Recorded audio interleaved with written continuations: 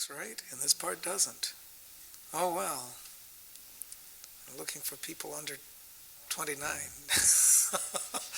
Okay. It's gone a whole new... I will try one new trick. Even if I'm not a young dog, I might learn a new trick. Actually, everything just walked off the map. Let's see if this works now. I'm glad that what you're seeing is not what I'm seeing, because when I open this up, it gives me a chance to create some kind of message.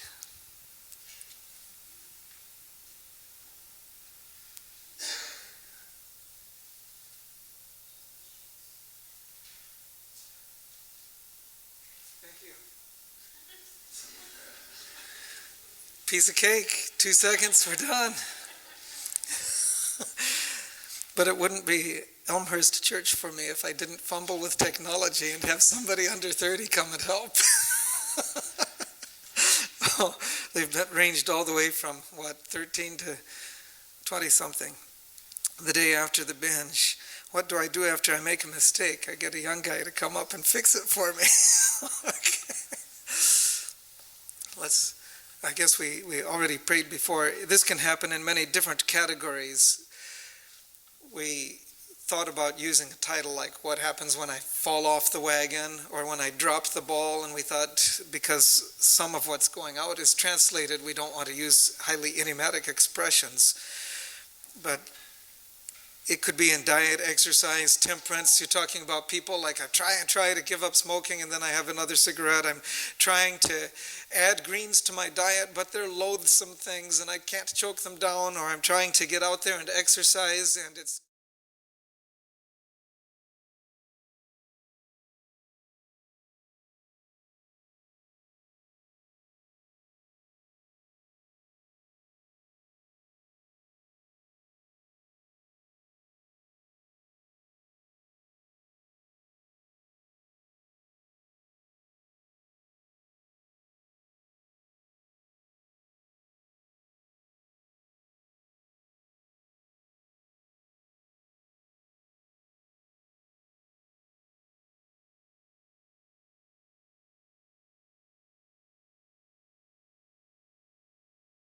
But this time I want to go very specifically from the bottom of the story, which is the day I slip.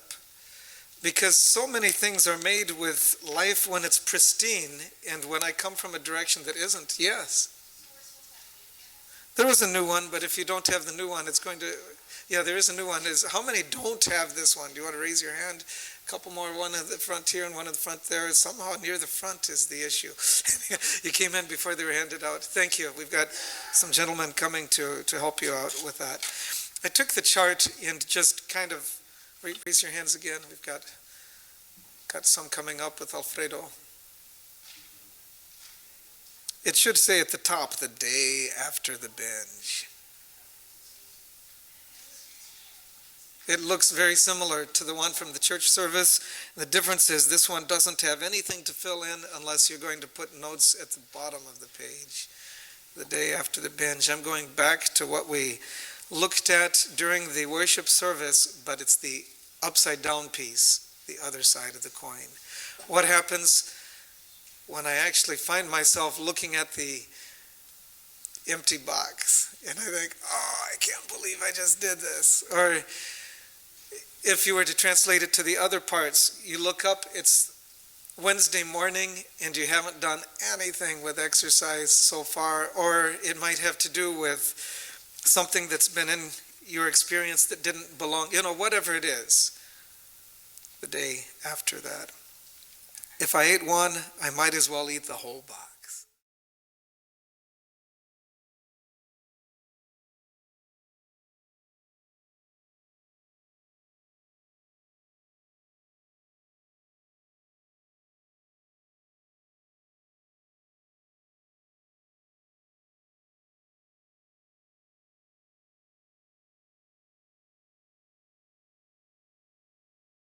And then another, and another, and it added up over time. By the way, real quickly, If I had a very, very large sheet of standard office paper and folded it in half, that's 1, 2, 3, 4, 5, 6, and I did that 42 times, how high would that stack go? It would go past the moon. This is called exponential growth. It isn't 1 foot, it isn't 1 mile, it's hundreds of miles past the moon. We sometimes think it's just a little thing, 1 thickness of a sheet of paper, times 2, times 2, times 2, times 42 times later, and you're past the moon. So some little choices, we sometimes just want to throw out the whole everything because I failed on 1 little piece. But don't think all or nothing. Just back up and do the next fold, so to speak. I was sharing at lunchtime about when Jason took me to this cliff near our house. It's 20 feet up and there's water at the bottom, so you're not going to die if you jump. But something deep inside said, no. And I watched him jump repeatedly, just whee, again and again. It's fun, see? Yeah, right, looks fun. And I'd come to the edge and freeze. Because I guess there's something that happens after 30 or 40 or 50 years that says, great harm could follow such an act. And so when I finally did get to jump, it was a lot of fun. But to get there, there was this barrier, and sometimes we have this barrier with some kind of habit we're trying to stop, or a different habit we're trying to start, and we come right up to it, and it failed again, and come right up to it, and sometimes it requires actually backing up further than that and doing some smaller step. This is one thing that I have against the huge steps, because I'd rather see a person make a little step and keep consistent with it than to see someone attempt a really big step and fail repeatedly and find so much discouragement. And so I hope that someday we get to the big steps, but we get there through those little steps along the way. Well, the next one up, looking at the top line, I'm working up from the bottom of the chart. I want to eat this more than anything. That's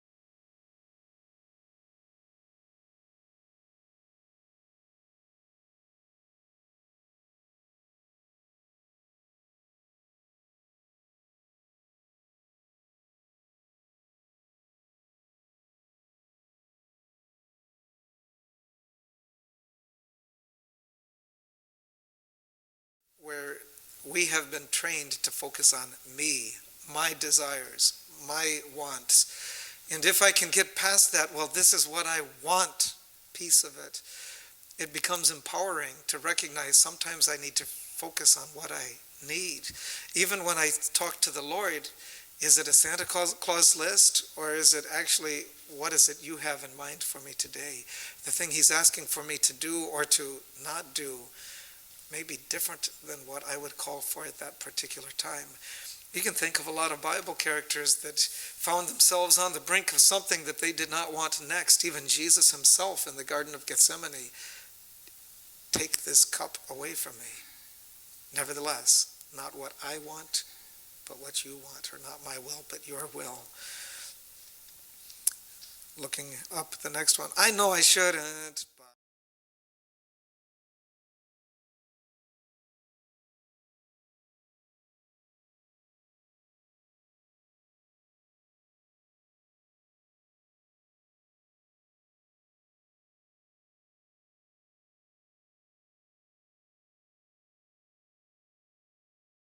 it's information only. And this is a really tricky one. And the devil sometimes likes to play with us with this one. If I can manipulate this to be it's enough to have the information kind of thing. You can know so much, and we end up with seminar junkies sometimes. And I found myself very strongly attracted to that stuff. You learn and learn and learn so many pieces of information.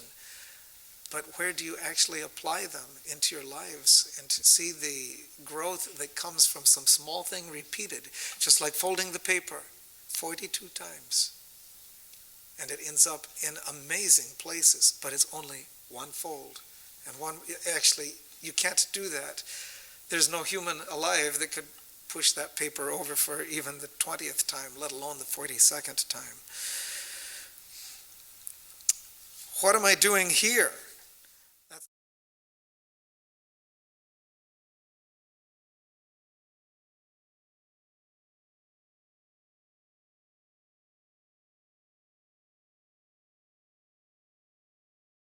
And God and so forth, we're naming specifically the situation.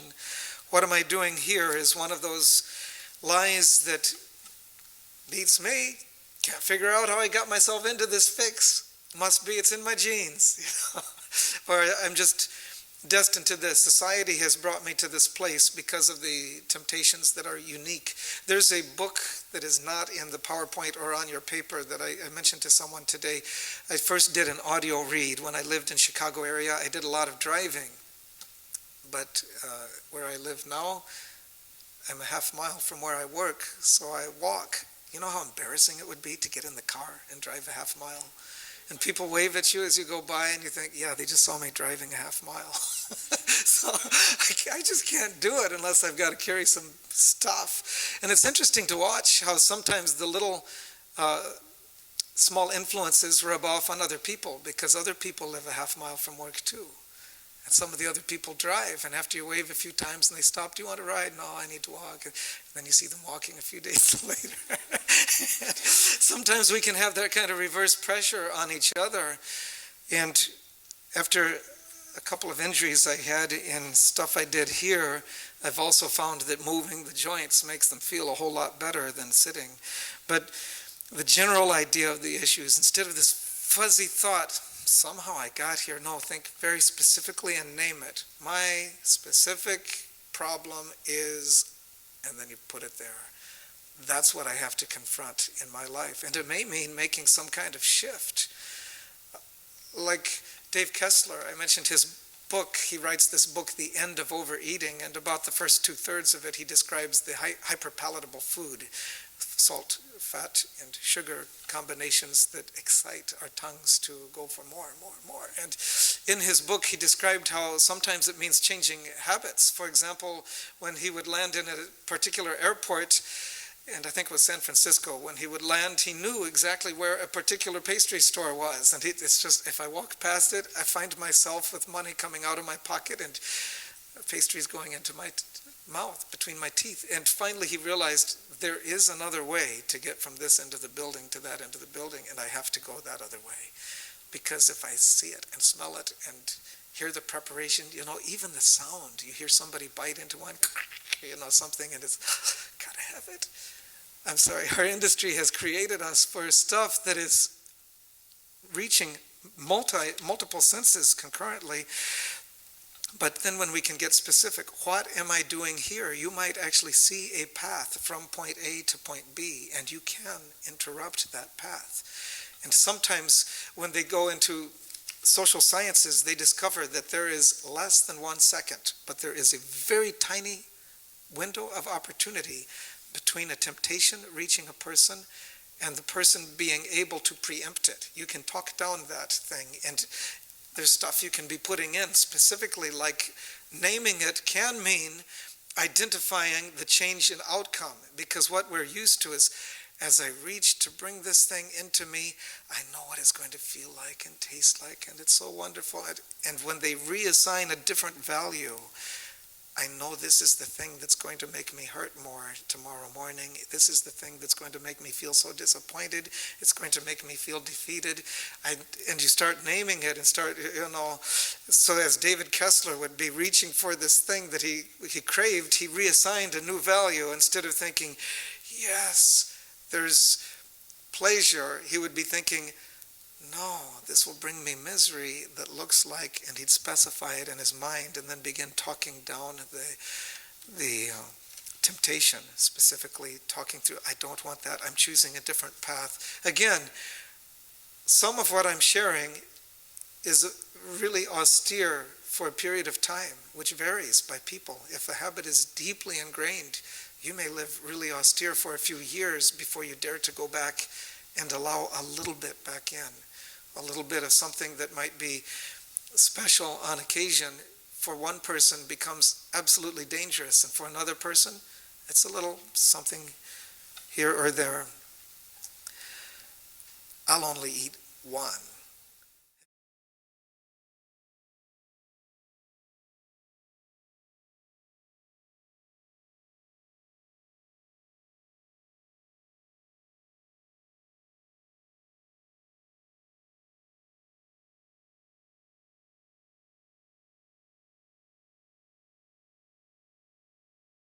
Stop it. I don't know. Have any of you tried that? You can actually, it is possible for those who have extremely powerful willpower. And Anthony Arvanitakis, in his book Homemade Muscle, describes a process where he went from being bedridden for about 5 years after a serious accident to coming back into strong physical fitness. But Mr. Arvanitakis describes a high school nutrition, I don't know, high school or college, anyway, a nutrition teacher who wanted to prove a point. So he decided, I'm going to lose, I forget, something like 10 pounds. And he put himself on a Twinkies diet, only Twinkies. And he made sure he only ate the calories he actually used minus a little bit. And he lost 10 pounds. It works, sort of. The problem with it is that it pushes all the buttons that say more, more, more. So it puts the person in agony. And most of us can't get past that agony. We don't have the severe willpower of Anthony's friend, or acquaintance, I should say. I'll eat only one. And so that one is the idea of moderation. My birthday. Have you ever, well, actually, I'll put it this way. I once heard a person, or read a person say, what I want to do is to get my boss to promise that every holiday that's on the calendar, he'll give me a day off. And then I'll buy a Hallmark calendar that has all the, almost every day of the week is somebody's holiday somewhere on a Hallmark calendar. And, as I allow myself these special exceptions, before I know it, I'm in a place that's really out there. There's a fascinating book in Downers Grove Library. I looked at it for fun, and it's called like the No S diet. And so it's no snacks, no sweets, no seconds. Just those 3 rules, and that's it, except on days starting with S. Saturday, Sunday, And it actually works for people because it's so simple. They're not out here counting and counting. And it has to fit on one plate. And you get to experiment as you find out over time how much you dare to eat on that one plate. And eventually it's manageable. And the thing that worked so strongly about that one, for example, is just no exceptions. Well, there was the exception of the weekend, but over time, the 5 days that are so rigid made the person become more and more conscious. It's like I mentioned with that little book that I carry. And in my situation right now, I'm not actually writing the foods I eat because I'm focused on something else. I'm writing down when I go to bed, when I get up, and I'm writing down how many minutes of exercise and specifically what kinds I'm getting. For you, you choose what it is you want to grow, and when you write that down, you start knowing, and it helps you to manage those exceptions. Well, I kind of got ahead of myself. How many have I eaten? That's this lie on the paper that says estimate the progress. I don't know. I had 3, I had 6, maybe 12.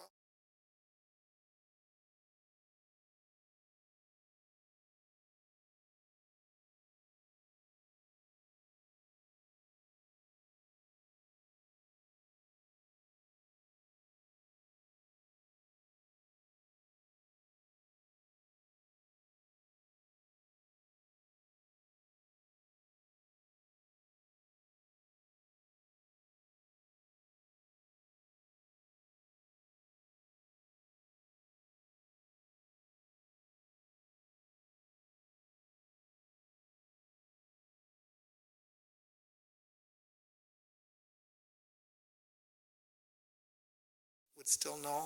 It's like, wait a minute, what did happen? When was that?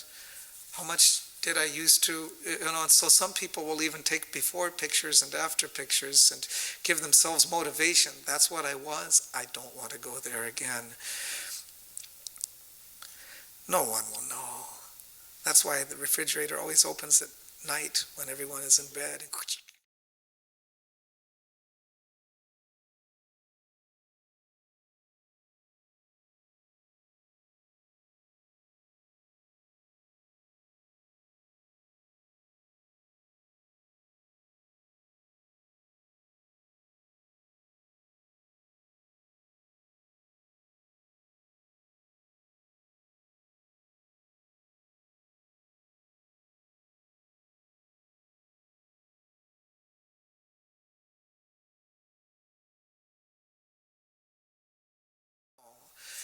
It's people who are breaking free from smoking when they tell their friends, starting Tuesday morning, I'm not having another cigarette. Now it's scary. I've just made a commitment with someone. Maybe that's where you are with the paper when you wrote on it and tore off a piece. I don't know if you did that yet. I hope today, before the day's done, there's one small commitment on something spiritual, one small commitment on something physical, and to actually give it to a person and let that person call you, oh, you wrote it's for 10 days or something. So that person might call you 3 days into it. How's it going? You're thinking, yeah, I knew you were going to call. And so I'm being very careful. But let's imagine that you had slipped with this. Well, I'll come back. One more. I can't do this.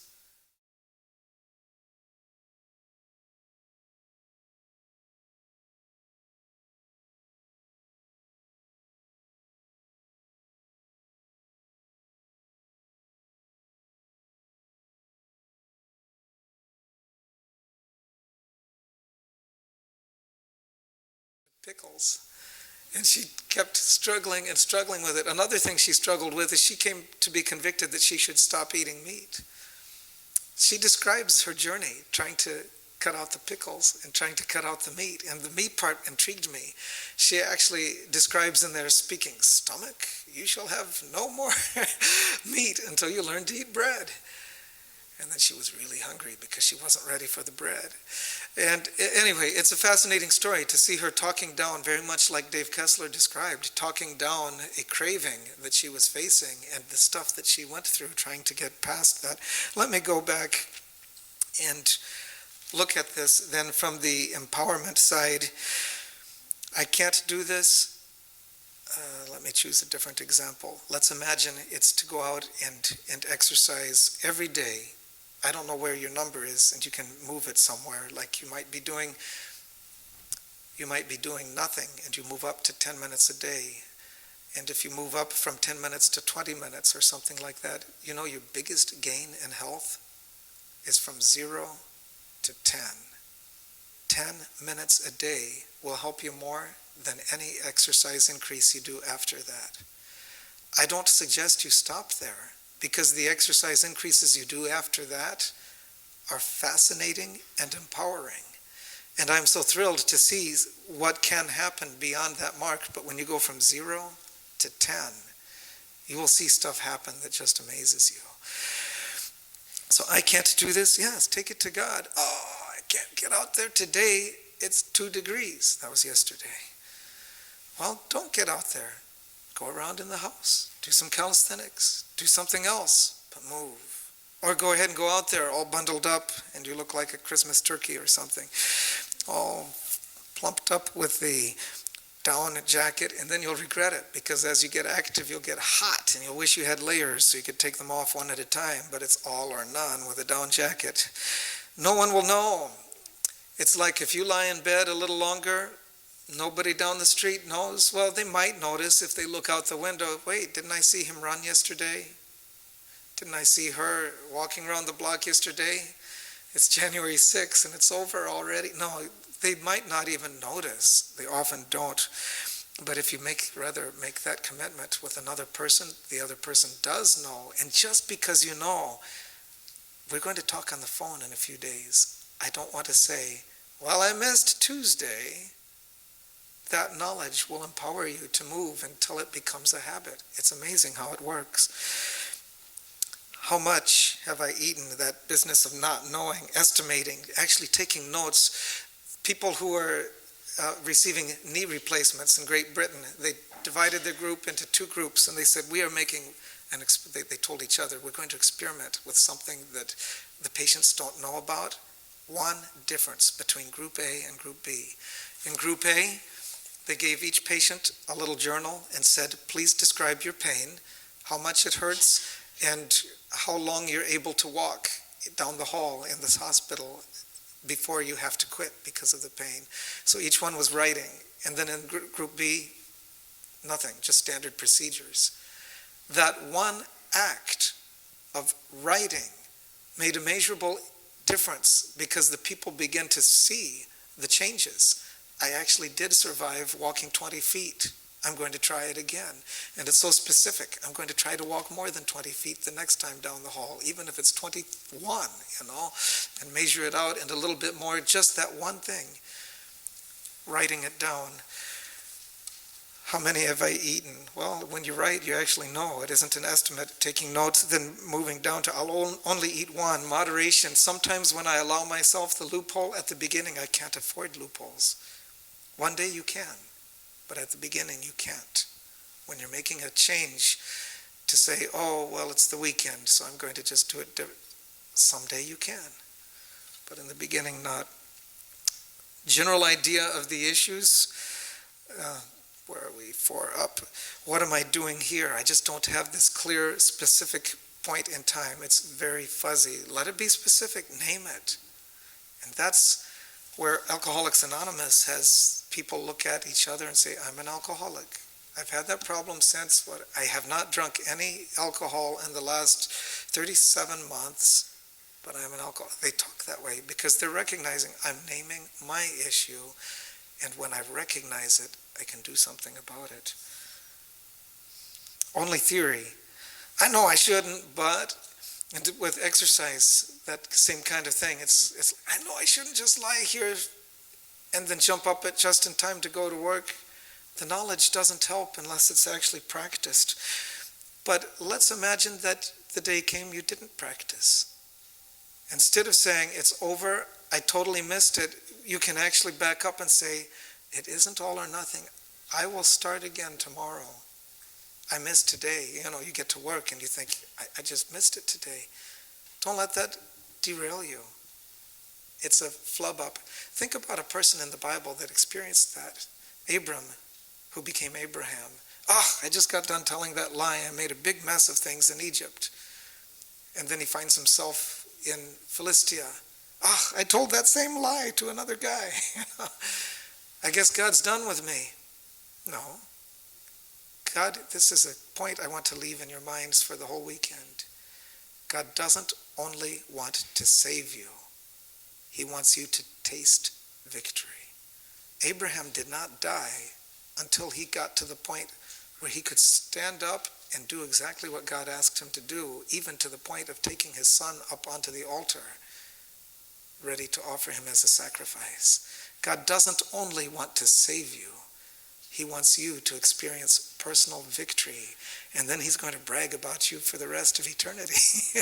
You can see it. You can read it in the Bible. Job chapter 1. Well, Satan, have you considered Job? And God brags about his people when they do stuff, and he loves to do that. Okay, that's enough for that. I'm going to just slip down. No, it's not going. There we go. We'd mentioned these 8 verbs for health that came up.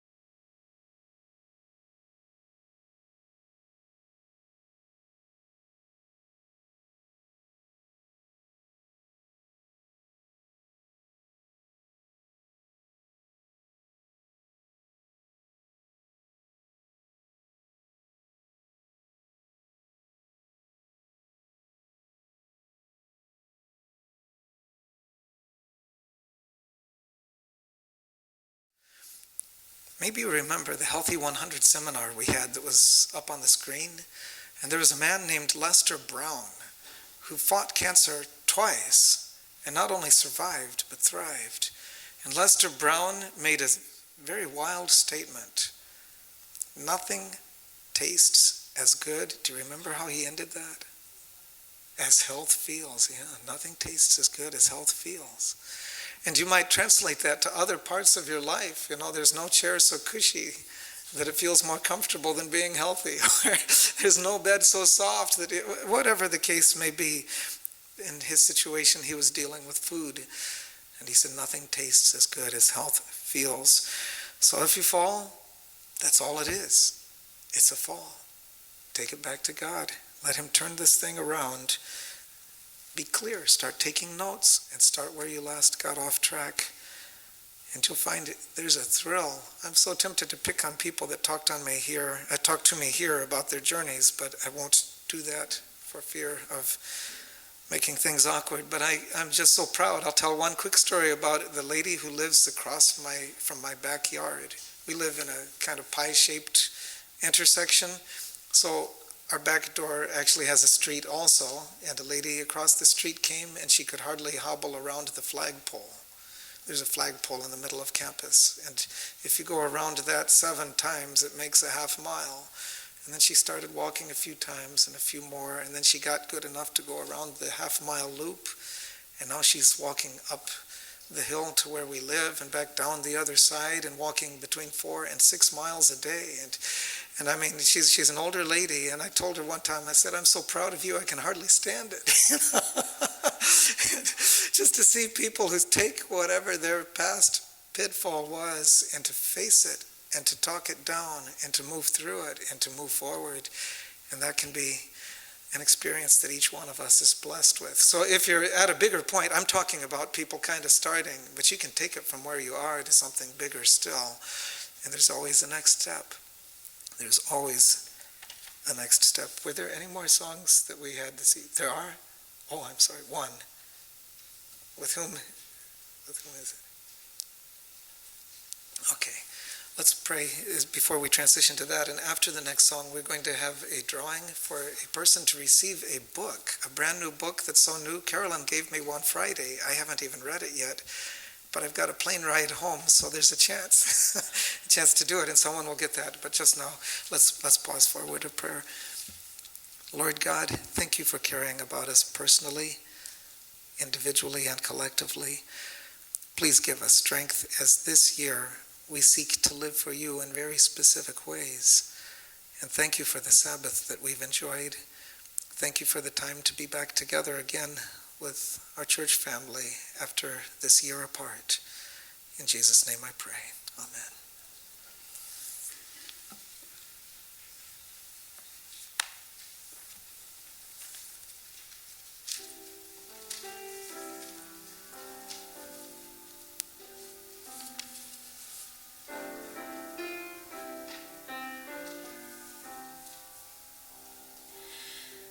Why should my heart be lonely?